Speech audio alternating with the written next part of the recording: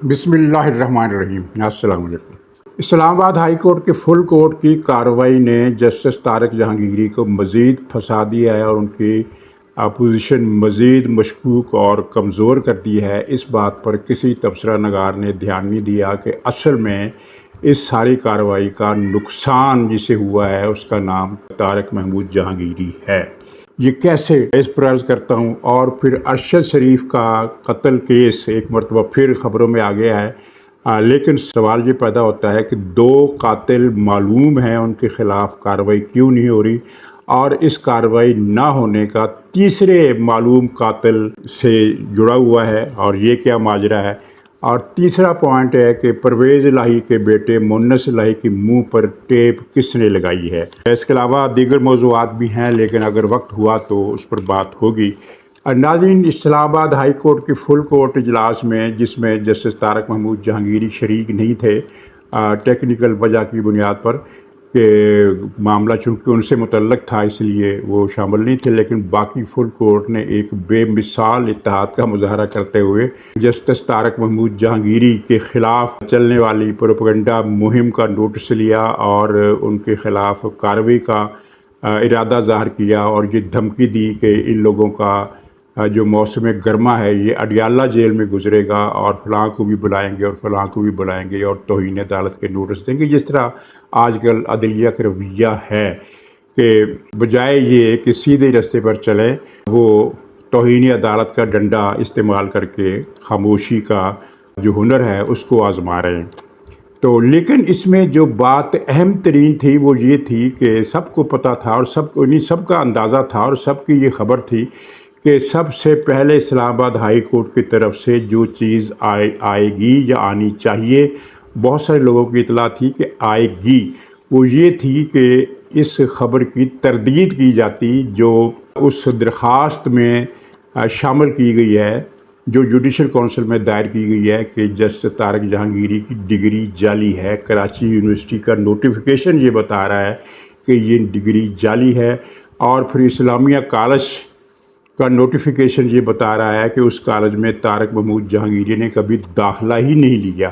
اچھا، اس میں سب سے پہلی بات تو یہ ہے کہ جب کوئی خبر، کوئی معاملہ، کوئی الزام کسی شکایت کی صورت میں جوڈیشل کونسل میں دائر ہوتا ہے تو اس کی خبر دینا دنیا کے کسی ملک میں جرم نہیں ہے، لیکن جہاں اس کو جرم قرار دے دیا گیا ہے اور یہ ان 3 صحافیوں کے خلاف کارروائی کا عندیہ دیتے ہوئے انہیں نوٹس کر کے بلا لیا گیا ہے، عقیدہ فاروقی کو، انور سولنگی کو، مرتضیٰ سولنگی کو اور ابو حسن ایوب کو، ان 4 صحافیوں کو نوٹس جاری کر دیے گئے ہیں کہ وہ پیش ہو کر بتائیں کہ انہوں نے پروپیگنڈا مہم کیوں چلائی۔ انہوں نے پروپیگنڈا مہم نہیں چلائی، انہوں نے اس خبر کو بریک کیا ٹویٹر پر، اور ساتھ میں کراچی یونیورسٹی کے اس نوٹیفیکیشن کی نقل شامل کر دی، یہ انہوں نے کیا۔ تو پہلے تو یہ ثابت کرنا ہوگا کہ جوڈیشل کونسل میں اگر کوئی خط یا کوئی شکایت یا ریفرنس دائر ہوتا ہے تو کیا اس کی خبر دینا خلاف قانون ہے، پہلے تو یہ ثابت کرنا چاہیے۔ لیکن عدالت کے پاس ڈنڈا ہے اور وہ ڈنڈے کا استعمال کر رہی ہے۔ جس طرح ہم نے دیکھا کہ یہ جو ثاقب النثار نامی ڈاکو کے ایک جو ڈاکو بیٹا ہے نجم ثاقب، یہ سارا کیس جب وہاں سے شروع ہوا تو عدالت نے اپنے دائرۂ اختیار سے ہٹ کر نہ صرف یہ ہے کہ اس کی چوری کو تحفظ دیا، بلکہ چوری کی نشاندہی کرنے والوں کے خلاف کارروائی شروع کر دی، اور پھر کارروائی کا دائرہ بڑھاتے ہوئے پاکستان کی تمام انٹیلیجنس ادارے اس کی لپیٹ میں لے لیے۔ یہ کون سا قانون تھا، کون سا انصاف تھا، کون سا طریقہ تھا؟ لیکن نہیں، چونکہ عدالت کے پاس ایک ڈنڈا ہے توہین عدالت کا، وہ کسی پر بھی چلا سکتی ہے۔ اور یہاں بھی ہم نے یہ دیکھا کہ کل کی جو فل کورٹ کی جو کارروائی ہے اس کا خلاصہ یہی بنتا ہے کہ کسی کی ڈگری جعلی ہے یا اصلی ہے، تمہیں کیا، ہم تمہارے خلاف کارروائی کریں گے، تم نے یہ خبر دی کیوں؟ حالانکہ سب سے پہلے تردید ہونی چاہیے تھی، تردید نہیں کی گئی۔ تردید نہ کرنے سے نقصان کسے پہنچا؟ جسٹس طارق جہانگیری کو، جس کی پوزیشن مزید کمزور ہو گئی، معاملہ مزید مشکوک ہو گیا، اور کہا یہ جا رہا ہے کہ یہ پی ٹی آئی کی طرف سے اور پی ٹی آئی کے حامی افراد کی طرف سے میڈیا میں یہ کہا جا رہا ہے کہ اگر جہانگیری کی ڈگری جعلی تھی تو اس کو ہائی کورٹ کا جج بنانے میں کلیئرنس کس نے دی؟ تو ان کی اطلاع کے لیے عرض یہ ہے کہ یہ کلیئرنس دی تھی جسٹس اطہر من اللہ صاحب نے، جو اس سے پہلے بابر ستار کو بھی کلیئر کر چکے تھے، باوجود اس بات کے کہ بابر ستار کے پاس امریکی گرین کارڈ تھا۔ اچھا، یہاں میں یہ بھی بات بتا دوں کہ کچھ معاملات کی نئی تشریحات ہمارے سامنے آ رہی ہیں۔ اس سے پہلے یا اس وقت بھی دنیا میں یہ تشریحات موجود نہیں ہیں جو پاکستان میں کی جا رہی ہے۔ مثلاً بابر ستار کے گرین کارڈ ہولڈر ہونے کا انکشاف کیا گیا تو کہا گیا کہ یہ نجی معلومات کس نے لیک کی ہیں۔ اب اگر کسی کے پاس دوسرے ملک کا پاسپورٹ ہے، وہ دوسرے ملک کا شہری ہے، یا اس کے پاس امریکہ کا گرین کارڈ ہے، تو کیا یہ نجی معلومات ہیں؟ اگر کوئی جج ٹرک وصول کرتا ہے نوٹوں سے بھرے ہوئے، جیسا کہ وہ ٹرکوں والی سرکار تھی، تو اس کو بھی کہا گیا کہ یہ نجی معلومات ہیں۔ ایک جج فون پر بتا رہا ہے کہ میں فلانے کو تن دوں گا، تو یہ بھی جناب نجی معلومات ہے۔ یعنی یہ ہر طرح کا جرم اب نجی معلومات قرار دے دیا گیا ہے۔ کل کو یہ ایک مثال بن سکتی ہے کہ ایک قاتل نے اگر گھر میں اپنی بیوی کو مار کے اس کی لاش گھر کے صحن میں ہی دبا دی، اور کسی دوسرے نے اس کی یہ حرکت دیکھ لی اور وہ معاملہ پولیس کے پاس لے گیا، تو کارروائی اس کے خلاف ہوگی کہ تم نے اس آدمی کی نجی معلومات میں دخل اندازی کرنے کی کوشش کیسے کی۔ یہ ہماری عدلیہ نئی تشریحات کر رہی ہے۔ اور ویسے بھی یہ کہاں کا ضابطہ ہے کہ اگر کلیئرنس میں کوئی سیکورٹی لیپس ہو جائے، غلطی ہو جائے، کلریکل مسٹیک ہو جائے، چیک کرنے کی زحمت گوارا نہ کی جائے اور اس طرح کی ایک غفلت شعاری کی جائے، تو اس کا کیا مطلب یہ ہے کہ چونکہ اس وقت کے چیکنگ سٹاف نے غلطی نہیں پکڑی تھی، تو لہٰذا اب یہ غلطی جو ہے omit کر دی جائے، اس کو ختم کر دیا جائے، اس کو مان لیا جائے کہ یہ کوئی غلطی نہیں ہے۔ یہ باتیں کسی منطق، کسی لاجک، کسی عقل، کسی قانون کی روشنی میں دیکھی جائیں تو یہ باتیں نامعقول ہی کہی جائیں گی، نامعقول ہی ثابت ہوں گی، اور دنیا میں کہیں ایسا نہیں ہوتا۔ جس طرح کی تشریحات ہماری عدلیہ، خاص طور پر اسلام آباد ہائی کورٹ جو تشریحات کر رہی ہے، وہ بالکل ایک پاکستان کی تاریخ کا منفرد واقعہ ہے۔ یعنی وہ یہ بتا رہے ہیں کہ کوئی کچھ بھی کرے، تمہیں کیا، تمہیں خبر دینے کی ضرورت کیسے ہوئی؟ بھائی ایک خبر آئی ہے، ایک درخواست آئی ہے، اس میں اس نے ایک ثبوت لگایا ہے، آپ کا کام ہے کہ اس ثبوت کو چیلنج کریں، اس ثبوت کو غلط ثابت کریں۔ اگر توہین عدالت کی کارروائی کرنی ہے تو ان صحافیوں سے پہلے آپ توہین عدالت کی کارروائی کریں کراچی یونیورسٹی کے خلاف، جس نے یہ نوٹیفیکیشن کیا کہ اس کی ڈگری جعلی ہے، اور اس پر کارروائی کریں کہ اس نے ایک اصلی ڈگری کو جعلی کیوں قرار دیا، یا اسلامیہ کالج کے ایڈمنسٹریشن پر توہین عدالت کی کارروائی کریں کہ اس نے یہ کیوں کہا کہ اس نام کا کوئی لڑکا، کوئی آدمی ہمارے کالج میں زیر تعلیم رہا ہی نہیں ہے۔ اس نے بھی جھوٹ بولا، اس کے خلاف توہین عدالت کی کارروائی بھی کریں، اس کے خلاف جھوٹ بولنے کی کارروائی بھی کریں، ورنہ پھر آپ یہ انصاف کا ڈنڈا جو ہے اپنے سر پر مار لیں، کیونکہ اب جو آنے والا دور ہے اس میں یہ چیزیں قصہ ماضی بن جائیں گی کہ جج صاحب جو ہیں وہ یعنی توہین عدالت کی کارروائی کے اختیار کو اس طرح استعمال کریں جیسے کسی کے ہاتھ میں پستول آ جائے اور وہ سب کو بلی کرتا پھرے گلی محلے میں، جو بھی سامنے آیا اس کو پستول دکھا کر بھگا دیا یا ڈرا دیا یا اس سے اپنی بات منوا لی۔ یہ جو اتنا بڑا بلنڈر کیا ہے اسلام آباد ہائی کورٹ کے فل کورٹ کے اجلاس میں، اگر یہ اس کا آغاز ہی تردید سے کرتے، بے شک جھوٹ کی تردید ہی ہوتی، بے شک سچی تردید ہوتی، یہ تو ظاہر بعد میں پتہ چل رہا تھا نا کہ یہ تردید سچ ہے یا کہ دعویٰ سچ ہے، لیکن آغاز ان کو تردید سے کرنا چاہیے تھا، پھر بعد میں جو کارروائی ہوتی وہ ہوتی رہتی۔ ظاہر ہے تردید کرنا کافی نہیں ہوتا، کبھی بھی ایسا نہیں ہوتا کہ ایک آدمی پر الزام لگے اور وہ تردید کر دے تو بات ختم ہو جائے، لیکن کم سے کم ایک معقول فیس سیونگ ہو جاتی اس کارروائی کی جو بعد ازاں کی گئی۔ اور بہرحال یہ انہوں نے مزید کارروائی جو ہے وہ ملتوی کر دی گئی ہے گرمیوں کی چھٹیوں کے بعد، یعنی اب اگست اگلے مہینے کے آخر میں یہ شاید دوبارہ کارروائی اٹھے۔ تو یہ جو انتباہ تھا کہ یہ خبر تھی کہ ان لوگوں کو گرمیوں کا موسم جو ہے وہ اڈیالہ جیل میں گزارنا پڑے گا، تو اس کا مطلب یہی لیا جا سکتا ہے کہ شاید اشارہ اگلی گرمیوں کی طرف تھا اس गर्मियों में तो ये मामला निकल गया। तो खुलासा ये है कि अब तारक जहांगीरी साहब बहुत बुरी तरह फंस गए हैं, क्योंकि इस्लामाबाद हाई कोर्ट ने जो कार्रवाई की है, गोया कि उसने एतराफ़ कर लिया है कि डिग्री तो जाली है, लेकिन तुमने खबर क्यों दी, तुम्हें नहीं छोड़ेंगे, ये कहकर जस्टिस तारक जहांगीरी को उन्होंने फंसा दिया है और मुजरिम ना सही मुलज़म ज़रूर साबित कर दिया है।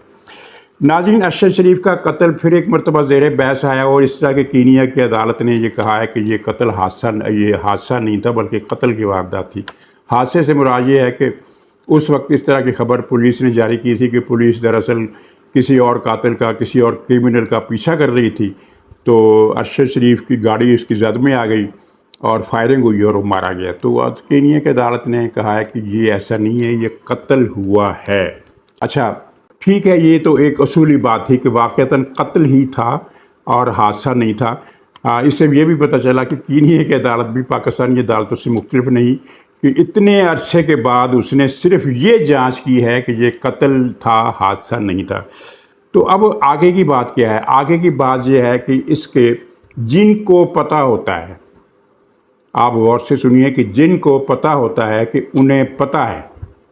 जिनको पता होता है उन्हें अच्छी तरह पता है और उनके पास इसके सबूत भी मौजूद हैं और उन्होंने आगे कुछ लोगों को ये बात बताई है कि इस कत्ल की वारदात में, अरशद शरीफ की कत्ल की वारदात में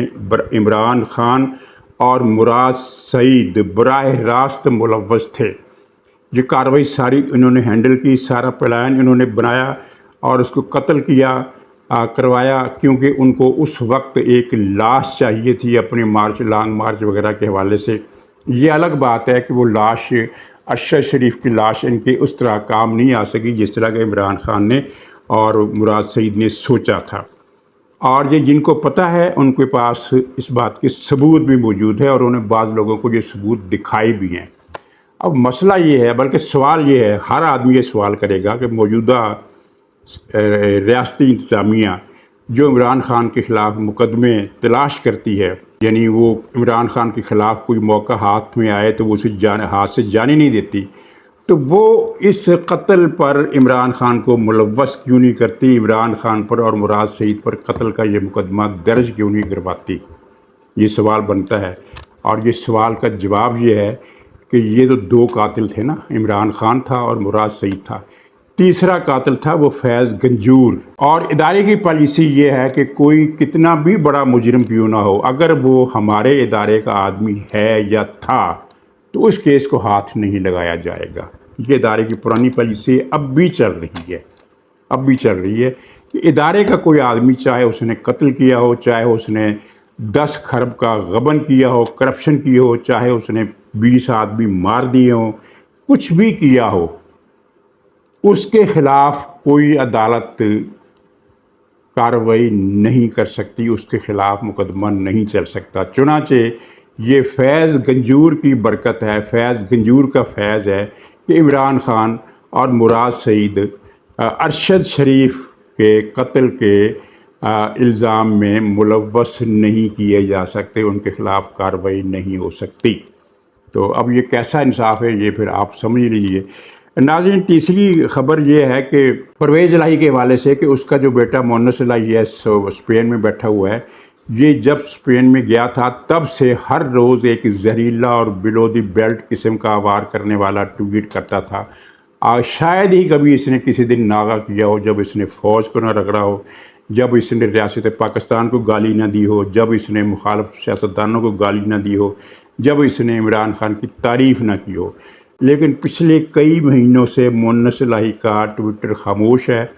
कम से कम पाकिस्तानी सियासत के बारे में वो कोई बात नहीं कर रहा। उसके मुंह पर टेप किसने लगाई? तो इत्तला ये है कि परवेज़ इलाही के साथ कुछ मामलात तय पा गए हैं रियासत के, और वो मामलात ये तय पाए हैं कि वो इमरान खान की सपोर्ट में नहीं जाएंगे, ख़ुद को इमरान खान से अलग कर लेंगे और बदले में रियासत जो वो चाहते हैं, परवेज़ इलाही जो चाहता है, मोनस इलाही जो चाहता है, वो रियासत करेगी। यानी इनको बाहर जाने की भी इजाज़त होगी, इन पर मुकदमात ख़त्म नहीं होंगे, लेकिन मुकदमात आगे नहीं बढ़ाए जाएंगे। और वो जो इंटरपोल की कार्रवाई थी उसको भी रोक लिया गया है। इंटरपोल की कार्रवाई ये थी कि उसके ज़रिए मुअन्नस इलाही को पाकिस्तान वापस लाया जाना था। चुनांचे इस डील के तहत परवेज़ इलाही भी खामोश है, जो पंजाब का माना हुआ मुसल्लमा गैर मुतनाज़िया तौर पर सबसे बड़ा डाकू था अपने वक्त का, और उसका बेटा मुअन्नस इलाही जो परवेज़ इलाही के बाद अपने बाप के बाद पंजाब का दूसरा सबसे बड़ा डाकू था, जिन्होंने अरबों खरबों रुपए के करप्शन किए और तबाही मचा कर रख दी। तो अब एक डील के तहत उन पर ये सारी करप्शन माफ़ कर दी गई है, क्योंकि डील का तकाज़ा है। और मुझे इस बात से कोई दिलचस्पी नहीं है कि मुअन्नस इलाही के मुंह पर टेप किसने लगाई और क्यों लगाई। मुझे इस बात से दिलचस्पी है कि पाकिस्तान का जो ख़जाना परवेज़ इलाही ने लूटा और उसके डाकू बेटे मुअन्नस इलाही ने लूटा, वो लूट मार माफ़ कर दी गई है। ये बात है जो हमारे लिए एक लम्हा फ़िक्रिया है। तो नाज़रीन, एक दो मौज़ूआत और हैं, लेकिन उन पर बात की तो प्रोग्राम हो जाएगा बहुत लंबा, इसलिए उन पर बात इंशाअल्लाह ताला कल करेंगे।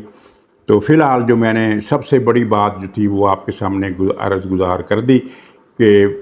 तारक जहांगीरी का मामला मज़ीद मशकूक हो गया है और वो मज़ीद फंस गया है, और उसकी ज़ात जो है अब वो घिर गई है। और मुझे नहीं लगता कि ये साहब मुस्तक़बिल में बच पाएंगे। तो इजाज़त दीजिए, इंशाअल्लाह ताला अगले वीडियो में फिर मुलाकात होगी। तब तक के लिए खुदा हाफ़िज़।